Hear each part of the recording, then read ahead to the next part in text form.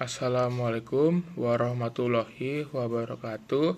Salam sejahtera untuk kita semua. Perkenalkan, nama saya Muhammad Prasabatur Ilham dengan NIM 6670240171 dari kelas 1C.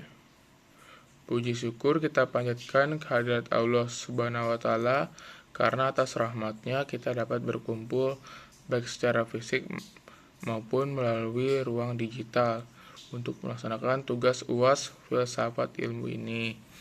Pada kesempatan ini saya akan menjelaskan bagaimana filsafat ilmu, khususnya melalui 3 dimensi utamanya, yaitu ontologi, epistemologi, dan aksiologi, dapat membantu kita memahami isu politik dan pemerintahan yang berkembang di tahun 2024. Oke, yang pertama kita berbicara tentang ontologi, yaitu dimensi filsafat ilmu yang berfokus pada hakikat realitas. Dalam konteks politik dan pemerintahan, pertanyaan ontologis yang perlu kita ajukan adalah apa yang sebenarnya realitas politik kita hadapi hari ini. Pada tahun 2024, Indonesia dan dunia berada dalam realitas yang semakin kompleks. Di Indonesia, realitas ini kita bisa lihat dari dinamika demokrasi yang terus berkembang, hubungan antara pemerintah pusat dan daerah, hingga tantangan global seperti ekonomi, lingkungan, dan teknologi. Hakikat dari realitas politik yang tidak hanya berhenti pada institusi atau sistem, tapi juga menyentuh aspek ideologi, budaya, dan norma sosial yang melandasi kebijakan pemerintah. Misalnya ketika kita membahas pemilu 2024, pertanyaan ontologisnya adalah apakah demokrasi yang kita jalankan benar-benar representatif? Apakah pemilu menciptakan pemerintahan yang berpihak pada rakyat? Atau apakah realitas politik kita justru dikuasai oleh oligarki dan kepentingan elit? Realitas ini kita harus pahami sebagai fondasi untuk analisis lebih lanjut. Selain itu, dalam konteks global, realitas geopolitik juga mempengaruhi dinamika pemerintahan kita. Isu seperti perang di Ukraina, perubahan iklim, dan transformasi teknologi membawa tantangan baru. Pertanyaan ontologisnya yang muncul adalah bagaimana posisi Indonesia dalam menghadapi tekanan global ini. Oke, yang selanjutnya kita membahas epistemologi, yaitu cara kita memperoleh dan memvalidasi pengetahuan tentang realitas tersebut. Dalam dimensi ini, kita diajak untuk berpikir kritis tentang sumber informasi, metode pengumpulan data, dan cara kita memahami politik dan pemerintahan.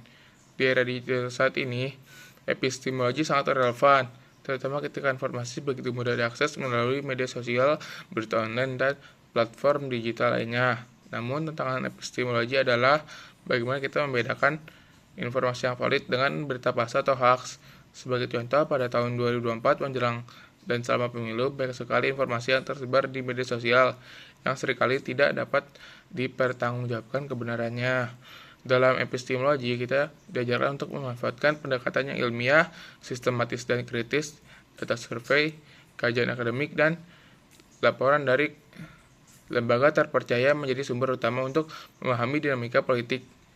Selain itu, penting juga untuk memahami bias dari setiap sumber informasi. Sebagai contoh, media yang dimiliki oleh kelompok tertentu cenderung memihak pada kepentingan tertentu.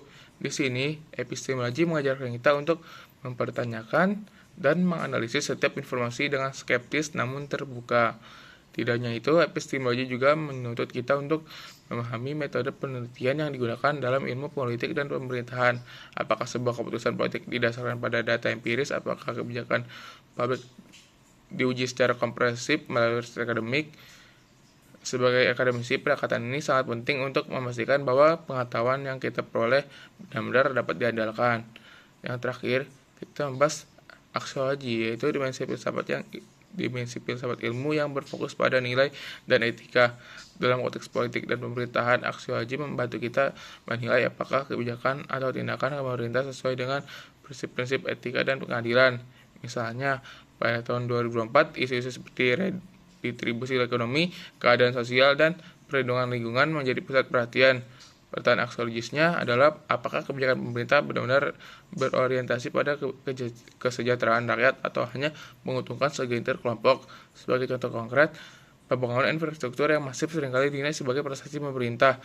Namun, dari sudut pandang aksiologi, kita harus bertanya, apakah pembangunan ini benar-benar memberikan manfaat bagi masyarakat kecil, ataukah justru mengorbankan nilai-nilai sosial seperti penggusuran masyarakat miskin tanpa solusi yang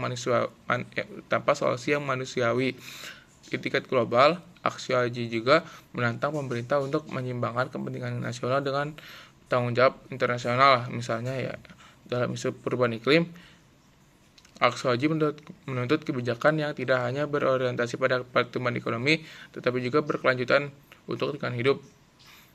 Bagaimana Indonesia menjalankan kebijakan energi yang adil, mengurangi ketergantungan pada bahan bakar fosil, dan melibatkan masyarakat adat dalam pengelolaan sumber daya alam adalah pertanyaan yang memerlukan jawaban aksiologis. Oke, untuk menutup ini, kita bisa menyimpulkan bahwa filsafat ilmu melalui dimensi ontologi, epistemologi, dan aksiologi memberikan kerangka berpikir yang komprehensif untuk memahami isu politik dan pemerintahan. Dengan memahami realitas politik melalui ontologi, mengevaluasi sumber pengetahuan melalui epistemologi, dan menilai kebijakan berdasarkan nilai etika melalui aksiologi, kita dapat memberikan kontribusi yang bermakna dalam menciptakan pemerintahan yang lebih baik. Sebagai generasi yang terdidik, kita memiliki tanggung jawab untuk menggunakan pendekatan ini dalam menganalisis dan memberikan solusi atas pemerintahan politik dan pemerintahan. Semoga pemahaman ini tidak hanya bermanfaat bagi tugas akademik kita, tapi juga bagi peran kita di masyarakat. Terima kasih atas perhatiannya. Wassalamualaikum warahmatullahi wabarakatuh. Saya Muhammad Pasal mundur diri. Oke.